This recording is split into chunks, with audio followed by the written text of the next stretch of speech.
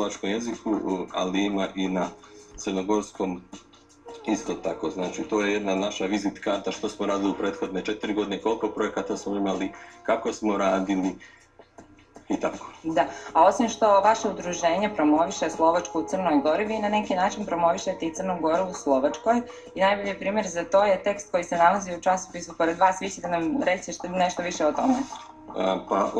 Mi se trudimo da djelujemo globalno. Mi ne djelujemo samo u Crnoj Gori i u Slovačkoj, mi se trudimo da djelujemo u regionu. Znači, udruženje Crnogorsko-Slovačko prijateljstvo treba da okupi i Crnogorci i Slovake, ne samo u Crnoj Gori, ne samo u Slovačkoj, nego u svim zemljama gdje žive i Slovaci i Crnogorci, i to je naša misija i neka vizija u buduće.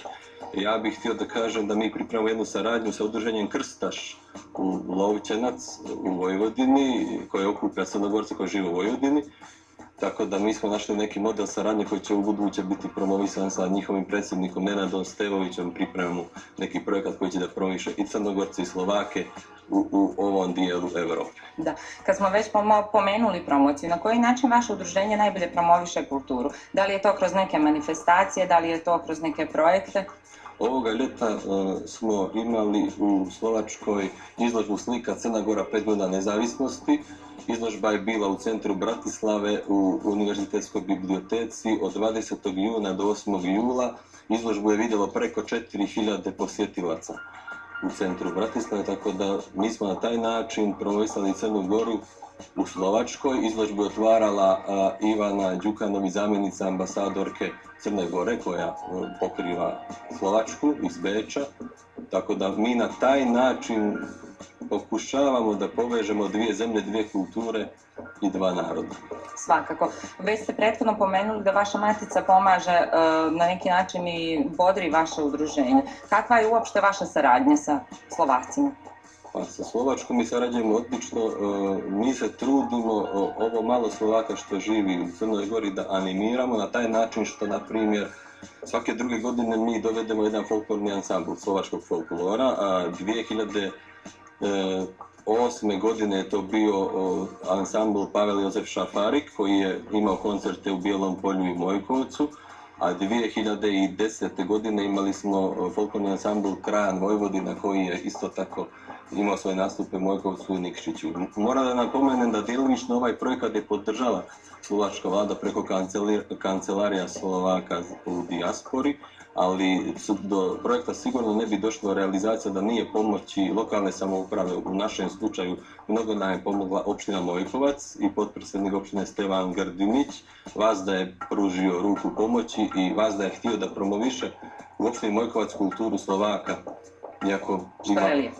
Tako da ljudima približimo i neke druge kulture, neke druge plesove, neki drugi jezik i publika je bila oduševljena. To je bilo, nama je mjerljivost toga da je bila sala puna Doma kulture i da je bio veliki apelans, da su bili oduševljeni, da su prvi put vidjeli slovački folklor, pjesme i tako povezujemo ljude. Da, što je vama lijepo. I da li nešto pripremate u novije vrijeme, vaše udruženje?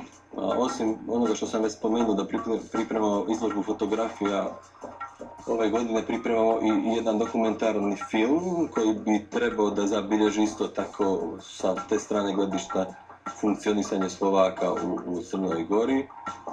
Ovog ljeta smo imali plovidbu s Kadarskim jezerom gdje smo iznajmili brodiće, pa smo brodićima išli u jedan izlet na taj način da okupimo sve Slovake i porodice, mješovite porodice u kojima su Slovaci, da se malo družimo i da pošaljemo poruku da svi smo na jednom brodu i tako smo se družili i o tome će biti isto u tom dokumentarnom filmu bit će dio tog izleta prikazan. Znači kako se projekat je bio jednostavan da mi malo se uzajamno nekim networkingom povežemo. Smatram da je veliki uspjeh što smo, na primjer, povezali neke ljude, nisu za sebe znali da postoje, a mi smo ih povezali, a živjeli su 30 godina u isti grad, ali u istom gradu su živjeli, ali nisu znali da žive pored sebe. Sad kad udruženje postoji, ja vjerujem da se to ne dešava mnogo često. Udruženje je faktor koji povezuje i mi se trudimo da povezujemo ljude sa ciljem naše neke bolje buduće saradnje, da održimo ono što možemo da održimo, nažalost nas je malo, nismo čak ni etnička manjina, jer nismo etnička grupa koja broji nepunih 100 ljudi, jel?